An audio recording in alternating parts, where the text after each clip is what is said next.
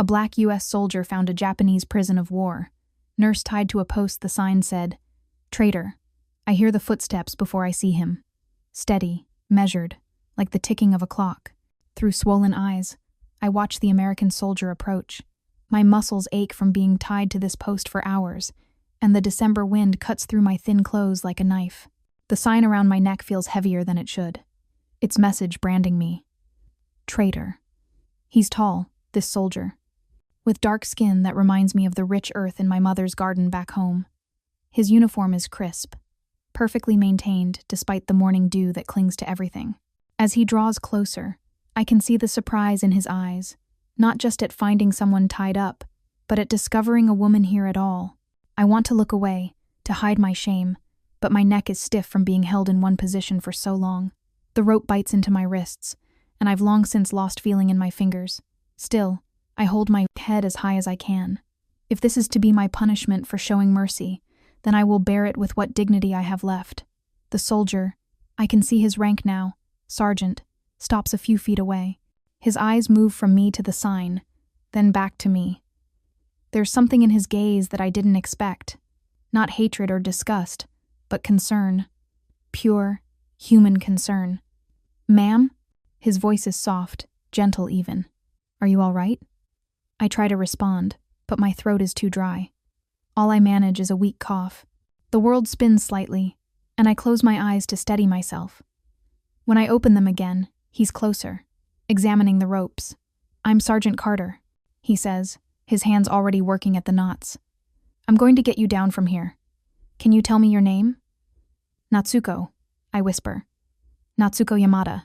I was a nurse." His fingers are careful as he works on the ropes, trying not to cause more pain to my raw wrists. "A nurse?" There's surprise in his voice, but no judgment. "What happened? Who did this to you?" The memory of last night floods back, the angry faces of my fellow prison of wars, the accusations, the rough hands dragging me to this post. My crime? Treating wounded American soldiers during the failed escape attempt, choosing mercy over duty.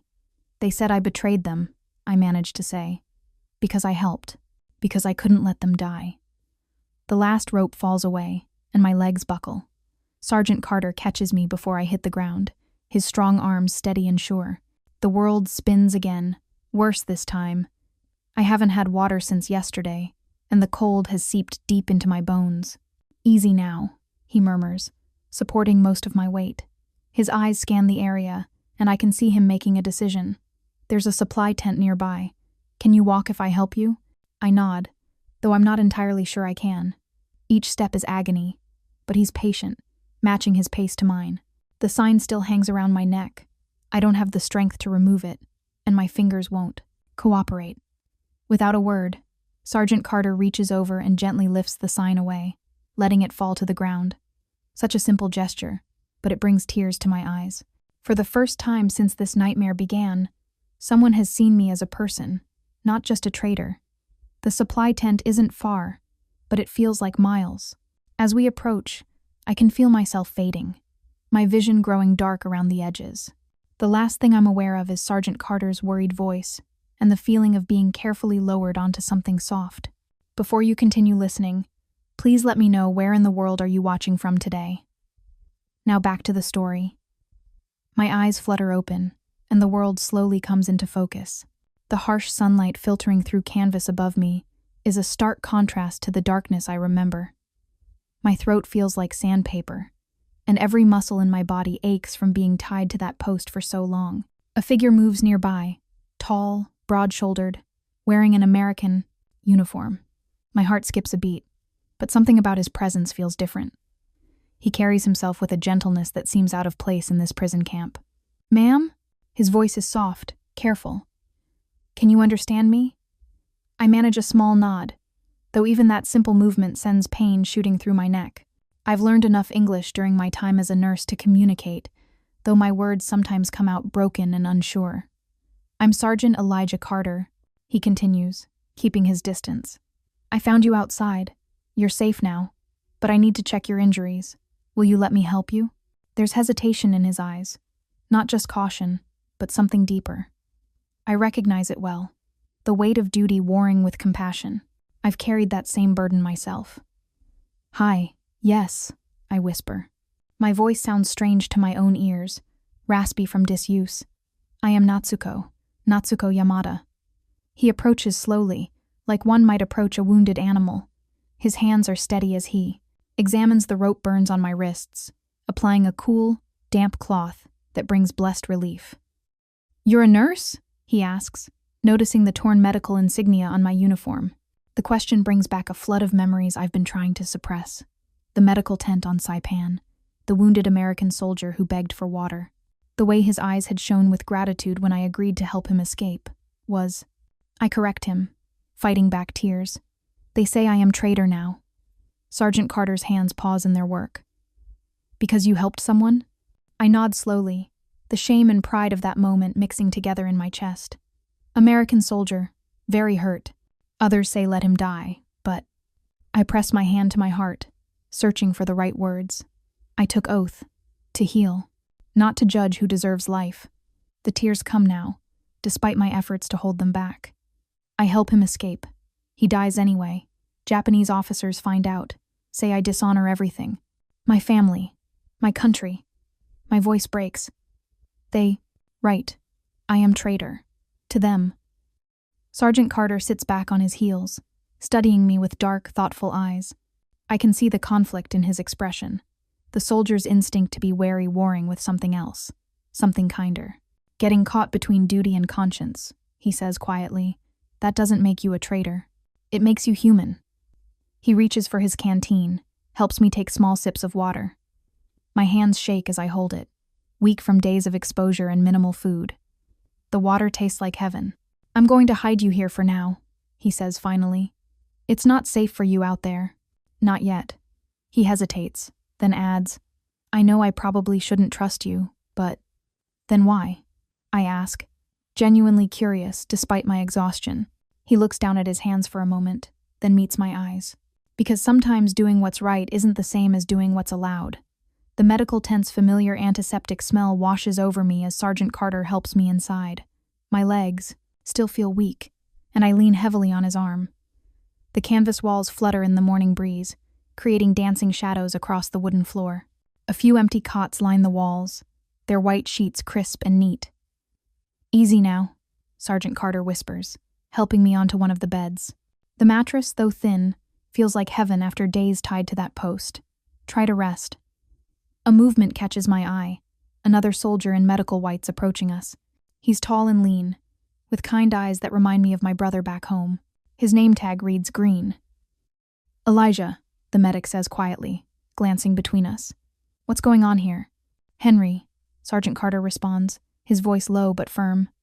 I need your help, but this stays between us. You understand? Corporal Green's eyes narrow as he studies me. I can see the questions forming, the natural suspicion of an enemy combatant, but there's something else there too, a hint of compassion that makes me hope. She's the one they had tied up. Outside, he says. It's not a question. The nurse they're calling a traitor. I lower my gaze, shame burning in my chest. The word traitor still stings, even though I know in my heart I did what was right.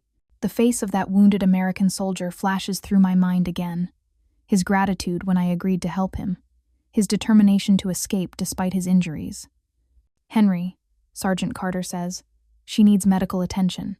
And discretion. Before Corporal Green can respond, voices drift in from outside. American soldiers, their tone sharp with curiosity and suspicion. Disappeared sometime last night. Probably trying to escape again. Can't trust any of them. My heart pounds faster. They're talking about me. The rumors are already spreading, and I know from bitter experience how quickly suspicion can turn to violence in a prison camp. Heavy footsteps approach the tent, and Captain Walker enters. His presence fills the small space, cold and commanding. His eyes lock onto me immediately, and I fight the urge to shrink away. Sergeant Carter, he says, his voice clipped. A word. They step outside, but I can still hear their conversation through the thin canvas. That woman is dangerous, Captain Walker says. We have intelligence suggesting she may be involved in espionage. Her so-called treason could be an elaborate ruse. Sir, With all due respect. Sergeant Carter begins. No, Sergeant. I'm warning you now. If you're hiding anything, any information about her activities or plans, you're putting this entire camp at risk. Do you understand? There's a long pause. I hold my breath, wondering if this is the moment Sergeant Carter will decide I'm not worth the trouble. Finally, he speaks. She's in the infirmary, sir, suffering from exposure and malnutrition. Nothing more. The lie hangs in the air between them. I close my eyes, overwhelmed by this stranger's willingness to risk himself for me. It reminds me of why I became a nurse in the first place, to help others, regardless of which flag they served under. Captain Walker's voice grows harder. For your sake, Sergeant, I hope that's true. Through the thin walls of the medical tent, I could hear the muffled sounds of soldiers walking past. Each footstep made my heart race. I kept my eyes fixed on the small gap under the canvas, where their boots appeared and disappeared, wondering if the next pair would belong to someone coming to drag me away. Sergeant Carter, Elijah, as he'd asked me to call him, dabbed at the rope, burns on my wrists with gentle hands. His touch was so different from the rough handling I'd endured these past weeks. This might sting a little, he warned, applying antiseptic. I winced but stayed silent. The pain was nothing compared to what I deserved. The memory of that night, of helping those American prisoners escape, haunted me. 2 of my fellow nurses had died in the chaos that followed. Their blood was on my hands. Someone's coming, Elijah whispered, quickly pulling a blanket over me. I held my breath. It's just me, a quiet voice called out. It was Corporal Green, the other medic who'd been helping us. He slipped inside carrying a small bundle, brought you some rice and dried fish. It's not much, but my stomach growled at the sight of food. I hadn't eaten properly in days. Thank you, I whispered, my voice rough from disuse. As I ate, Elijah and Henry took turns keeping watch. The night grew deeper, and the camp quieted except for the occasional barking of guard dogs. In that stillness, the weight of everything pressed down on me. I keep seeing their faces, I admitted softly. The nurses who died. We worked together for 2 years. They were my friends. My voice cracked. And now they're dead because I couldn't stand by and watch those prisoners suffer anymore. Elijah moved closer, his expression full of understanding. You did what your conscience told you was right. But was it? I set down my half-eaten rice. 5 people died that night. My friends, the guards. If I had just kept my head down, followed orders like everyone else, then those prisoners would have died instead, Corporal Green said firmly. Sometimes there ain't no clean choices in war. Outside, angry voices carried across the compound. Where is she? That Japanese traitor needs to pay. I recognized Private Stanton's voice. He'd been one of the most vocal about my punishment. Somebody needs to shut him up, Corporal Green muttered. He's drunk again, Elijah said, peeking through a gap in the tent. But he's got others with him this time. My hands trembled as I set down my bowl. You should turn me in. I'm not worth the risk to you both. No. Elijah's voice was quiet but firm. He knelt beside my cot, his dark eyes intense. What you did, showing mercy to those prisoners, that took real courage.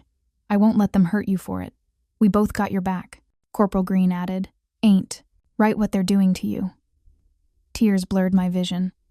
After weeks of being treated like a criminal by both sides, their kindness broke something inside me. Why? I whispered. Why help me?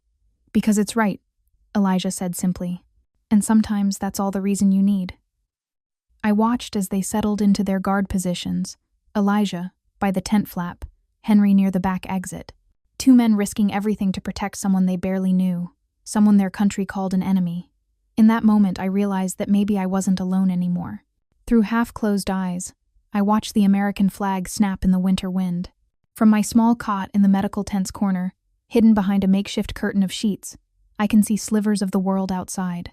The footsteps come first, sharp, purposeful boots on gravel.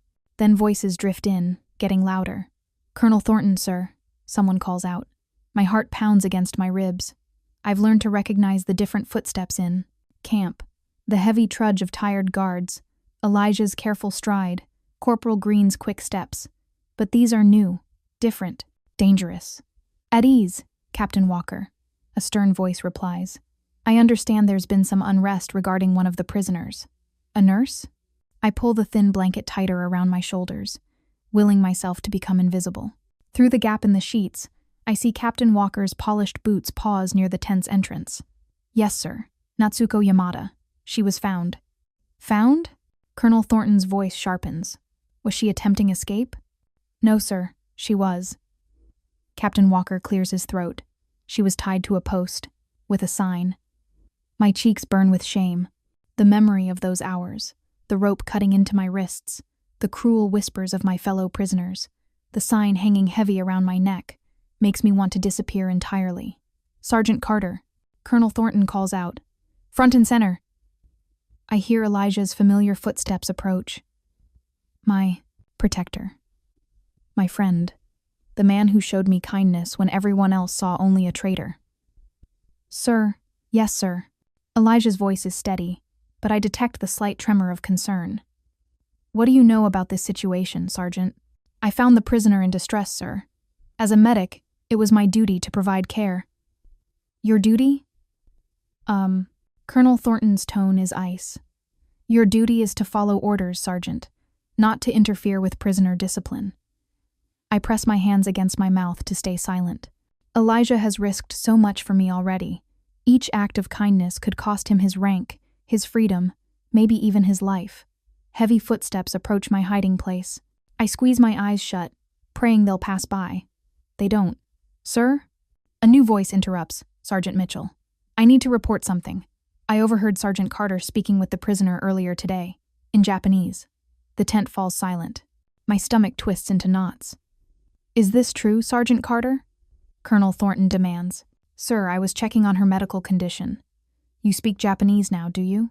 No, sir. She speaks some English. I was... Enough. Colonel Thornton's voice cuts through the air like a blade. This stops now, Sergeant. Whatever misguided notion of mercy you're operating under ends today. These are prisoners of war, not patients in a civilian hospital. Is that clear? Sir. Elijah's voice is quiet but firm. With all due respect, the Geneva Convention requires humane treatment of prisoners. Medical care isn't mercy, it's a fundamental right. The silence that follows feels endless. I hold my breath, waiting for the explosion of anger, for the order that will send Elijah away and leave me alone again. Sergeant Carter, Colonel Thornton says finally, each word measured and cold. Consider this your only warning. Stay away from the prisoner. That's an order. More footsteps, the rustle of uniforms, then silence again, broken only by the constant snapping of that American flag in the wind. I huddle in the corner of the medical tent, my hands trembling as I fold bandages. The familiar routine helps calm my nerves, but today feels different. Through the canvas walls, I hear the rumble of trucks and sharp German voices mixing with English commands. They're bringing in German prisoners, Elijah tells me quietly as he checks on my injuries. His gentle touch on my shoulder makes me flinch, not from pain, but from the memory of rougher hands. Africa Corps, soldiers. You'll need to stay out of sight more than ever. I nod, grateful for his warning. The tent feels smaller now, more confining. I understand, I whisper, though my heart races. But what about the wounded? They'll need medical attention. We'll handle it, he assures me, but I can see the worry in his dark eyes. Henry and I can manage.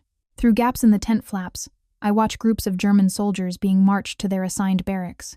Their tan uniforms are still covered in desert dust, their faces hard and proud despite their capture. One of them turns his head, and I quickly duck back into the shadows. But it's too late.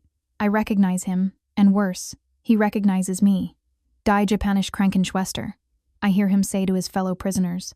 The Japanese nurse. My stomach turns to ice as memories flood back. The hospital ship where I had treated both Axis and Allied wounded. The suspicious glances. The whispered accusations. Verräterin, another voice adds. Traitor. The word follows me like a ghost, crossing languages and oceans. Later that afternoon, I hear more whispers outside the tent. The German prisoners are talking to the Japanese prison of wars, sharing stories about me. I press my ear against the canvas, straining to understand their mixed languages. She helped American soldiers escape, one says in broken Japanese. We saw it ourselves. Spy, another adds in German. Working for the Americans all along. My hands shake as I sort through medical supplies, trying to stay busy. Each clink of bottles against each other sounds like an accusation. Even the American soldiers passing by the tent speak in hushed, suspicious tones. Elijah returns with fresh water and notices my distress. They're talking about me again, I tell him, my voice barely above a whisper. The Germans, they were there, on the hospital ship. They saw. Saw what? He asks gently. I close my eyes, remembering. They saw me treat everyone equally. Japanese, German, American. I couldn't turn anyone away. That's why they called me a traitor. My voice breaks. But how can saving lives be betrayal? The tension in the camp grows thicker as the day progresses. I can feel it seeping through the tent walls like a poisonous fog. The German prisoners have reignited old suspicions, and their presence has created new divisions. Japanese prison of wars who once ignored me now throw hostile glances toward the medical tent. American guards stand more rigidly at their posts, hands tighter on their rifles. As evening approaches, Elijah brings me my dinner ration. His face is grim. It's getting worse out there, he says quietly. The Germans are stirring up trouble with everyone. The Japanese prisoners are angry. The American soldiers are on edge. He shakes his head. I've never seen the camp like this. I set down my bowl, appetite gone. Because of me, I whisper. I'm the cause of all this. I huddle in the darkness of my small sanctuary, a storage room tucked away behind the medical tent. The space is barely bigger than a closet, but it's become my refuge from the growing hostility in the camp. Through the thin walls, I can hear the murmurs and footsteps of soldiers passing by, their boots crunching on the frozen ground. Sergeant Carter, Elijah, as he's asked me to call him, visits whenever he can slip away unnoticed. Today, he enters with his usual quiet grace, bringing a tin of beans and some bread wrapped in a clean handkerchief. His dark eyes are full of concern as he hands me the food.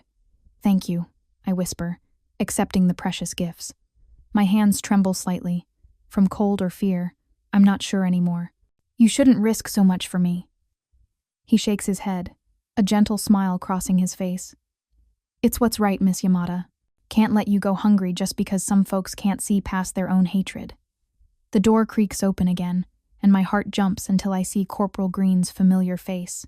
He carries medical supplies, bandages, and antiseptic for my still healing wounds.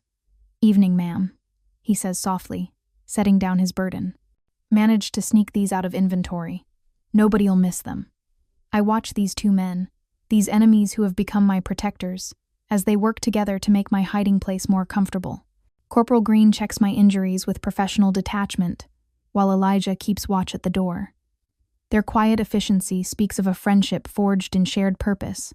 I heard the German prisoners talking about me today, I say, wincing as Green changes a bandage. They remember me from the Pacific. Elijah's shoulders tense. Don't you worry about them. We won't let anything happen to you. But why? The question that's been burning inside me finally escapes. Why risk everything for someone like me? I'm your enemy, a traitor to my own people. Elijah turns to face me, and in the dim light filtering through the cracks, I see something in his expression that makes my throat tight. Understanding, perhaps, or recognition of a shared pain. My mama used to say that doing right ain't always easy, but it's always necessary. He says, his voice low and steady. She taught me that in church, back home in Georgia. Said Jesus didn't ask who deserved helping, he just helped. We've both seen enough hatred in this war, Corporal Green adds, finishing with my bandages. Sometimes you gotta take a stand, even if it's a quiet one. I clutch the bread in my hands, feeling its warmth seep into my cold fingers. These men, who have every reason to hate me, instead show me kindness. They risk court-martial, imprisonment, or worse, just to help someone their country calls an enemy. The other soldiers. I begin, but Elijah cuts me off gently. Let us worry about them. You just focus on getting stronger. He pauses, looking thoughtful. You know, back home folks used to say I was wrong to join up, fight for a country that treats me like a second-class citizen. But I believed things could change. Still do. Corporal Green nods, packing away the medical supplies. Sometimes, doing what's right means standing against the tide, even if you have to stand alone. I bow my head, overwhelmed by their quiet strength, their unwavering conviction. In their faces, I see no trace of the hatred that drove my own comrades to brand me a traitor. Instead, I see something I thought I'd lost forever. Hope. From my hiding spot in the storage room, I hear footsteps. Approaching. My heart pounds against my chest until I recognize Elijah's gentle knock. 3 soft taps followed by 2 quick ones. Our secret code. I watch through a crack in the wooden wall as he speaks with Captain Walker just outside. "Sir, about Nurse Yamada." Elijah's voice is steady but cautious. Captain Walker sighs heavily. "Carter, this situation is complicated. Meet me in my office in 10 minutes. We'll discuss it privately."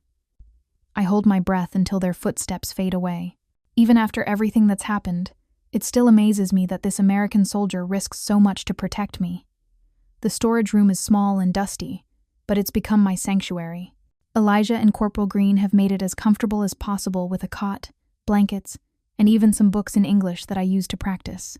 Hours pass slowly. I try to read but can't focus, wondering what Captain Walker will decide.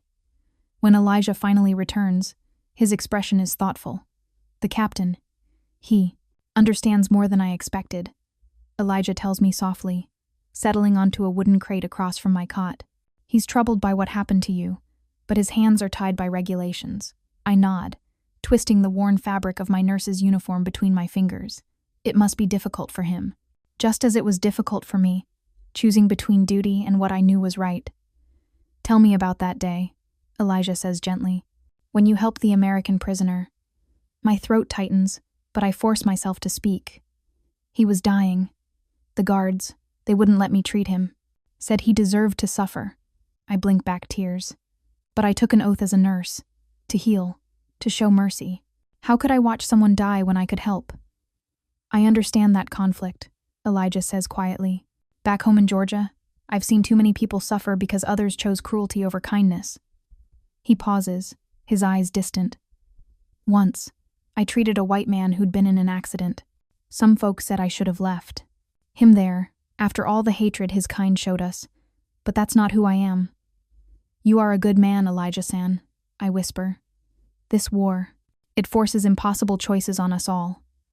"That it does." He meets my gaze. "When I first joined the army, I thought everything would be clear. Good versus evil. Right versus wrong. But nothing's that simple, is it?" I shake my head. "No. I believed I was serving my country honorably as a nurse.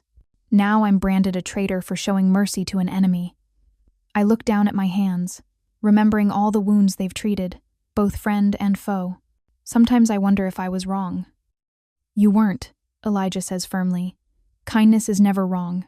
My grandmother used to say that mercy is God's language. It speaks to all hearts, no matter what uniform they wear."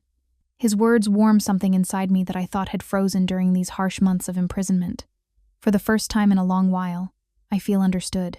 Not as a Japanese nurse, not as a traitor, but as a human being who chose compassion over hate. "Thank you," I say softly, "for seeing me as a person, not just an enemy." Elijah's kind eyes crinkle at the corners. That's all any of us are in the end. Just people, trying to do what's right in a world gone wrong. I hear the sirens first.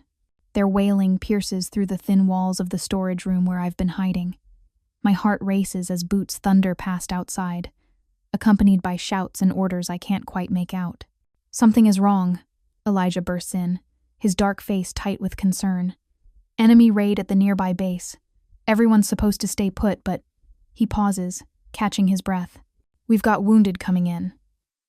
I straighten my nurse's uniform, worn and wrinkled from days of hiding. "I can help." "It's not that simple," he says, but I'm already moving toward the door. He catches my arm gently. "Natsuko, one of them is a German soldier. Africa Corps." My hands clench involuntarily. The Germans, our allies in this war. Yet I've heard stories of their cruelty.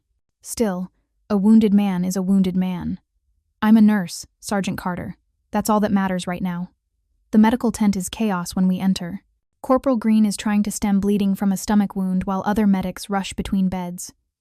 The German soldier lies on a cot in the corner, his face ashen, leg badly mangled. I move toward him without hesitation. His eyes flutter open as I approach, widening when he sees my face. "Japanarin," he whispers.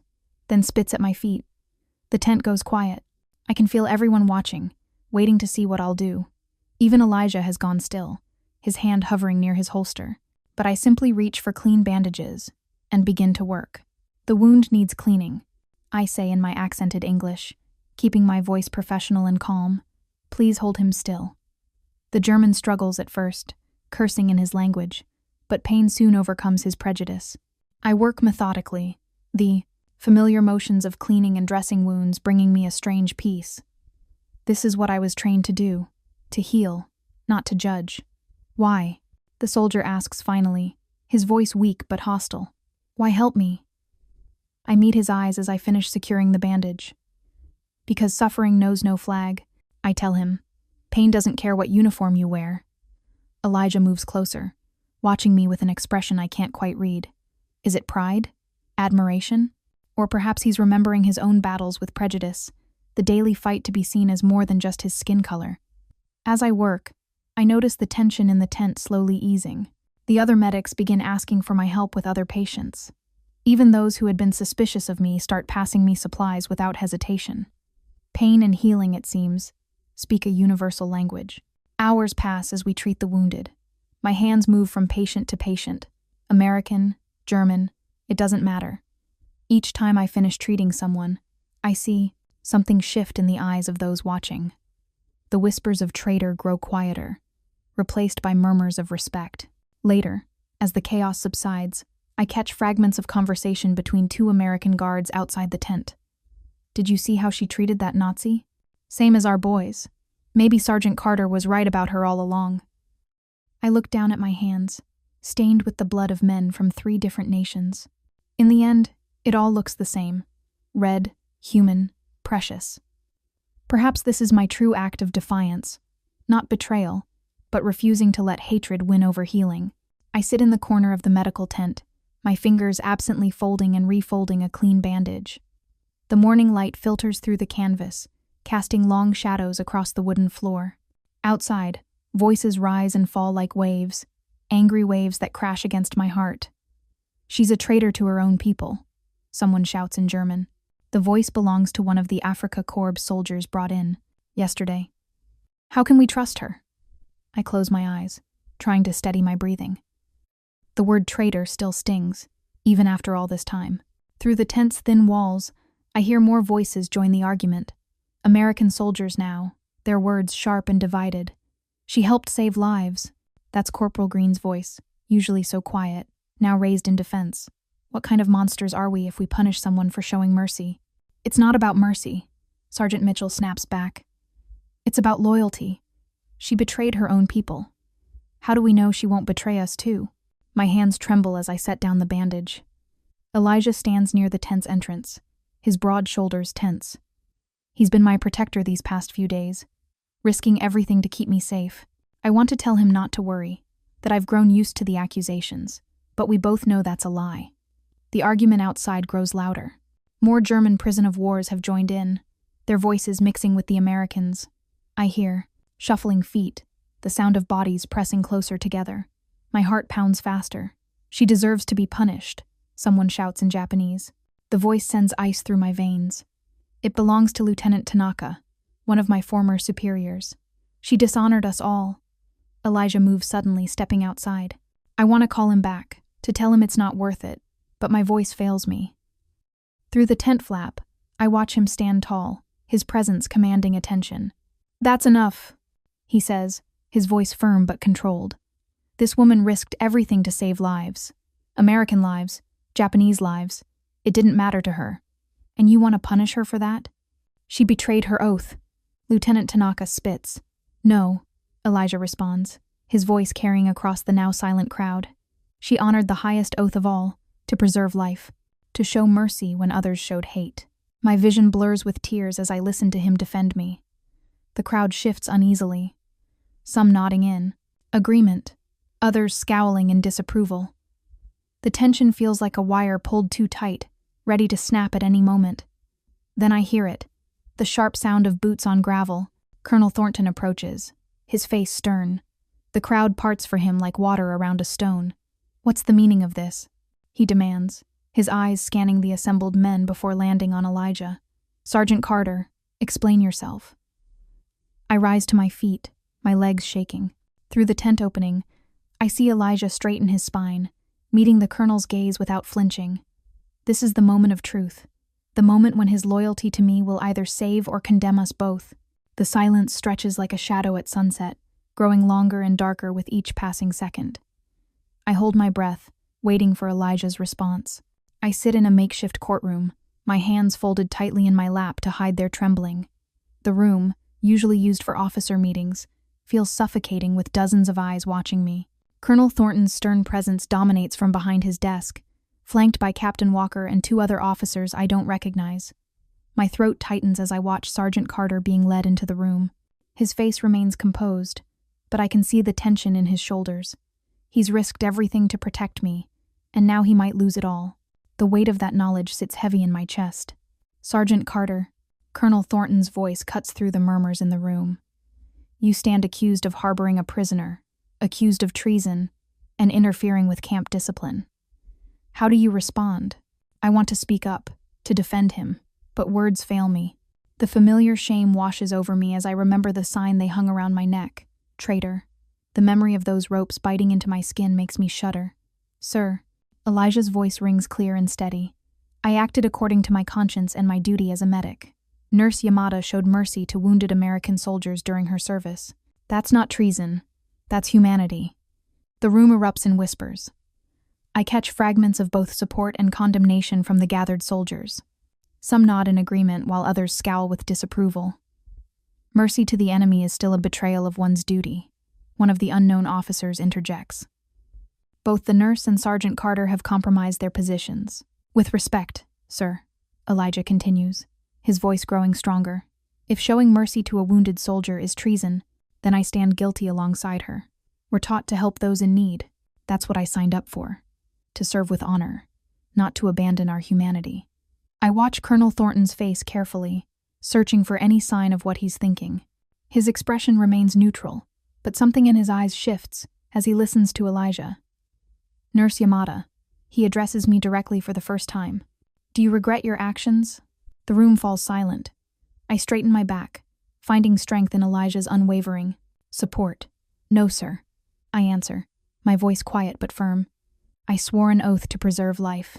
Enemy or ally, a wounded soldier deserves care. That's what I believed then, and what I still believe now." Colonel Thornton leans back in his chair, studying both of us. The silence stretches until it feels like it might snap. Finally, he speaks. "Sergeant Carter, your actions were unauthorized and against protocol." He pauses, and my heart sinks. "However, your commitment to your principles, while problematic from a military standpoint, speaks to your character." He turns to address the room at large. "Nurse Yamada will remain in the camp under supervision. Sergeant Carter, you'll be responsible for monitoring her activities. Any further unauthorized actions will result in severe consequences. Dismissed." The tension in the room breaks like a fever. I catch Elijah's eye as he stands at attention, and for a moment, I see relief flash across his face. It's not a complete victory. I can tell from the muttering around us that many still consider me a traitor. But it's a chance to prove that compassion isn't weakness, that mercy isn't betrayal. As the soldiers begin filing out, I remain seated, my legs too shaky to trust. This isn't the end of our struggles, but for now, we've won a small battle for humanity in the midst of war. The trial's tension still lingers in the air like smoke after a fire, but life in Camp McCoy continues. From my small room behind the medical tent, I watch the subtle changes unfold. The African-American medics, who once kept their distance, now stop by more frequently. They bring extra bandages, sometimes a bowl of soup, or just quiet words of encouragement. Today, Corporal Green brought me an extra blanket. "Nights are getting colder," he said with a kind smile that reminded me of my brother back home. These small gestures mean more than they could know. Through the thin walls of my quarters, I hear snippets of conversation between the soldiers. They speak of Elijah with growing respect. "Carter's got backbone," one says. Standing up to the colonel like that, the words make me smile, even as guilt gnaws at my heart. My presence here has placed him in such a difficult position. This afternoon, as Elijah changes the dressing on my healing wrists, I finally find the courage to ask him directly, "Why do you risk so much for me?" He pauses, his gentle hands steady as always. "Because it's right," he says simply. Then adds, "And because I know what it's like to be judged unfairly." We talk for hours. He tells me about growing up in Georgia, about the segregated churches and schools, about drinking from different water fountains. I share memories of my childhood in Osaka, of my father's disappointment when I chose nursing over marriage, of the moment I first questioned our military's actions. "I joined to prove I was as good as any other soldier," Elijah confesses, his voice soft but firm. "But now I realize that true strength isn't about proving anything to anyone. It's about standing up for what you believe in." I understand what he means. My own act of mercy, helping those American prisoners, wasn't about betrayal or loyalty. It was about being human. The camp is changing, slowly but surely. I notice it in the way some guards now nod respectfully when passing the medical tent, in how the other Japanese prisoners no longer turn away when they see me. Even some of the German prison of wars have begun to show subtle signs of respect, particularly after I treated one of their own. One evening, as Elijah brings me my dinner, I see him pull out a letter from his pocket. His face softens as he reads it. "From my mama," he explains. "She always knows exactly what to say." He hesitates, then reads aloud. "Son, your daddy and I raised you to see the good in people, even when others can't. Keep your heart strong and your faith stronger. The Lord didn't put us here to hate, but to love one another." His mother's words hang in the air between us, full of truth and hope. Elijah folds the letter carefully, tucking it back into his pocket. "Sometimes," he says, "I wonder if I'm doing enough. But then I remember what Mama always says. Every small act of kindness matters." I reach out and touch his hand gently. "Your mother is very wise, Elijah, and you are doing more than enough.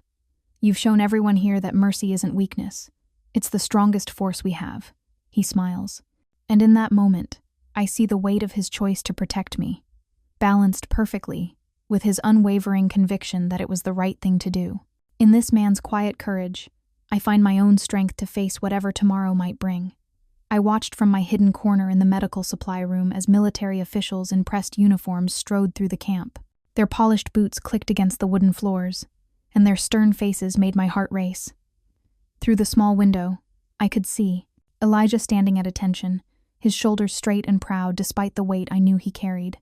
"Sergeant Carter," one of the officials called out, "you'll be leading the training exercise today. Get your unit ready." My chest tightened as I watched Elijah salute. He had been protecting me for weeks now, risking everything. In those quiet moments between his duties, he would bring me food and medicine, sharing stories of his life back home in Georgia. I had come to see the gentle soul behind the soldier's uniform. Through the crack in the door, I observed as Elijah gathered his men. His movement seemed mechanical, different from his usual confident stride.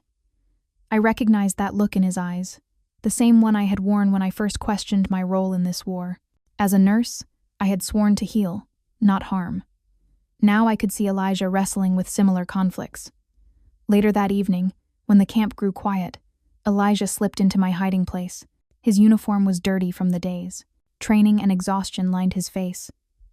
"Sometimes I wonder," he whispered, sitting on an overturned crate, "if I'm betraying my oath as a soldier by helping you." I poured him a cup of the weak tea I'd managed to make from saved rations. "And what does your heart tell you?" He wrapped his large hands around the tin cup, staring into its depths. "My heart tells me that being a good soldier shouldn't mean forgetting to be human." His voice grew stronger. "Back home, I've seen enough hatred to last several lifetimes. Here, watching you care for that German soldier last week, it showed me something different." I nodded, remembering the wounded man's surprise when I had tended to his injuries without hesitation. "War makes enemies of strangers," I said softly. "But kindness can make friends of enemies." Elijah looked at me then, his eyes filled with a new understanding. When I first came to this camp, everything seemed so clear. Us versus them, good versus evil. But now, he gestured to the space between us. Now I see that healing is possible, even here, even between people who are supposed to be enemies. A commotion outside made us both freeze. Heavy footsteps passed by, and I held my breath until they faded. When I looked back at Elijah, his expression had changed from uncertainty to resolve.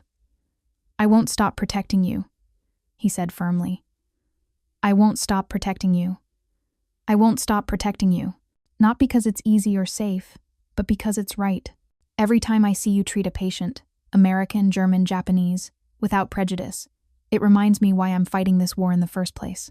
Not for hatred, but for a world where such compassion is possible." The conviction in his voice made me want to weep. Here was a man who had every reason to be bitter, yet he chose mercy. My own decision to help those American prisoners months ago had marked me as a traitor, but Elijah's unwavering support showed me that perhaps there was a higher loyalty than that to any single nation. A loyalty to our shared humanity. I hear their whispers growing louder, like thunder before a storm. The American soldiers gather outside the medical tent where I've been working, their shadows long in the afternoon light. Through the canvas, their words reach me clearly. "She's a spy, has to be." My hands shake as I organize the medical supplies, trying to keep my mind focused on the familiar routine, but fear creeps in, cold and familiar. I've been here before, accused, isolated, marked as a traitor. The memory of being tied to that post still haunts me. Footsteps approach, heavy boots on packed earth. My heart pounds against my ribs as the tent flap opens, revealing Private Stanton and 2 other soldiers I don't know. Their faces are hard, suspicious. "Time to go," Stanton says, reaching for my arm. "Colonel's orders." But before he can touch me, Elijah steps between us. I hadn't even heard him enter. "That's not happening," he says, his voice quiet but firm. Henry Green appears beside him, arms crossed. "Stand aside, Carter," Stanton warns. "We've got proof she's been passing information to the German prison of wars." "What proof?" Henry asks, his usually gentle voice sharp with challenge. More soldiers gather outside. I can see their silhouettes through the canvas walls, some moving to support Stanton, others clustering behind Elijah. The division is clear as day. "She was seen talking to them during sick call," Stanton insists. "She was treating their wounds," Elijah counters. "That's her job. That's what we asked her to do." Colonel Thornton's arrival silences everyone. He fills the tent entrance, his presence commanding respect even from those who oppose him. "Sergeant Carter," he says, "step aside." But Elijah doesn't move. "Sir, with all due respect, I can't do that." "Can't or won't, Sergeant?" "Serge?" "Both, sir." Elijah's voice remains steady. "What we're doing here, treating prisoners like this, it's not right. Natsuko has shown more humanity than any of us. She treats everyone who comes through that door, whether they're American, German, or Japanese. She doesn't see uniforms. She sees people." The colonel's expression remains neutral, but something shifts in his eyes. He looks at me, really looks at me, perhaps for the first time. "Is this true, Miss Yamada?" "Yes, sir." My voice comes out stronger than I expect. "I took an oath as a nurse to help those in need. I cannot abandon that oath, even in war, even when it costs me everything." The tension in the tent is thick enough to cut. Through the opening, I can see more soldiers gathering, waiting to see what happens next. Some nod in agreement with Elijah's words. Others stand rigid, uncertain. Colonel Thornton is silent for a long moment. Then he turns to address the crowd outside. "I've watched this camp change over the past weeks," he says. "I've seen enemies become patients, patients become people. And I've seen a black sergeant teach us all about courage, not the kind that wins battles, but the kind that prevents them." He turns back to me. "Miss Yamada, you're free to continue your duties in the medical tent. No more confinement, no more accusations." He faces Stanton and his supporters. "This order comes directly from me. Is that clear?" "Yes, sir," they respond in unison, though some look less than pleased. The colonel pauses at the tent entrance. "Sergeant Carter, Corporal Green, carry on." With that, he leaves, his decision final. I feel tears welling in my eyes as the soldiers disperse. Elijah places a gentle hand on my shoulder. "You okay?" I nod, unable to speak. For the first time since my arrest, I feel truly free. Not just from confinement, but from the weight of suspicion that has followed me for so long. I stand in the doorway of the medical tent, sunlight warming my face for the first time in weeks. The camp looks different now, not just a prison, but something else. Something I never expected to find here. American soldiers walk past, and, instead of averting their eyes or glaring, some of them nod, a few even smile. It's strange how much has changed since that day Elijah found me tied to that post. The memory still makes me shiver, but it no longer holds the same power over me. "Good morning, Miss Yamada," says Corporal Green as he passes by with his medical bag. "Beautiful day, isn't it?" I bow slightly, still more comfortable with my own customs. Yes, very beautiful. Walking through the camp, I notice small changes everywhere. Japanese and German prisoners sit together during meals now, sometimes even with American guards nearby. The harsh lines that once divided us are softening, like ice melting in spring. I find Elijah by the supply building, checking inventory. His broad shoulders relax when he sees me, and that gentle smile of his appears, the same one that gave me hope when I had none left. "How does it feel?" he asks, setting down his clipboard. "Being out here?"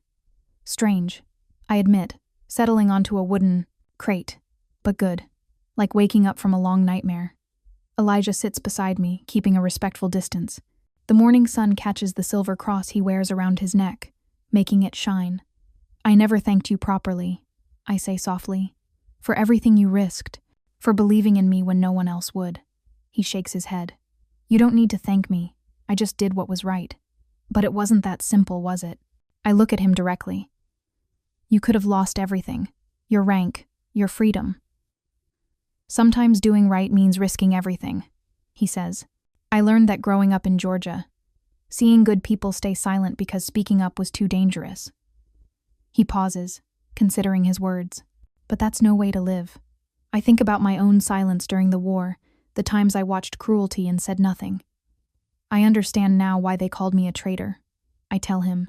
"Not because I helped those prisoners escape, but because I finally stopped being silent. And look, what that changed?" Elijah gestures around us. "You showed everyone that compassion isn't weakness, that mercy matters more than blind loyalty. Do you think it will last?" I ask. "This peace we've found here?" "I don't know," he answers honestly, "but I have to believe it can. That what we've learned here, about each other, about humanity, means something."